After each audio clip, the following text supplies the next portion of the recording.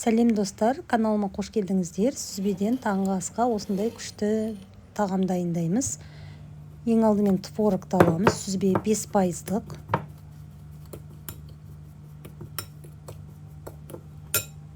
Осының үстіне сыр теркадан өткізілген. Бір жұмыртқа.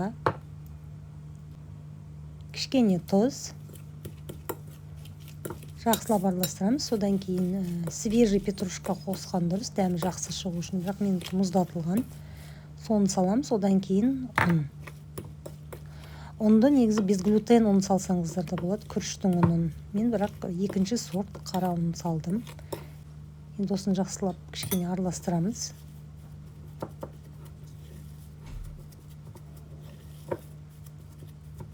Осы дайын болған массаны бірнеше бөлікке бөліп аламыз. Мен 5 бөлікке бөлдім.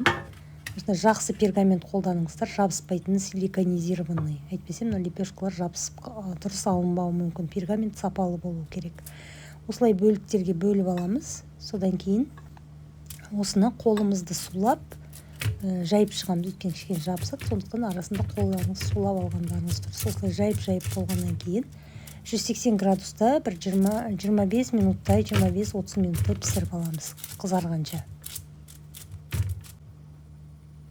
Бетіне ақ қара күнжутты себуді ұмытпаңыздар.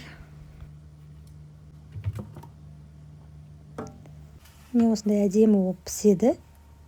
Енді осыны суығанын күтеміз. Суығаннан кейін арасына греческий йогурт, не болмаса кәдімгі творожный сыр, соны жағамыз. Содан кейін қалауыңызша руккола салсаңыздар болады, салатный листья, помидор, колбаса, тауықтың еті болсын, өзі піскен.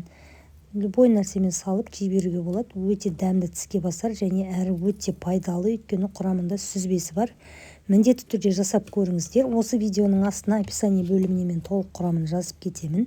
Егер осы видео ұнаса, лайк басып, комментарий қалдыруды ұмытпаңыздар, және міндетті түрде өздеріңіздің таныстарыңызбен, осындай пайдалы тамақтанатын таныстарыңызбен бөлісуді ұмытпаңыздар.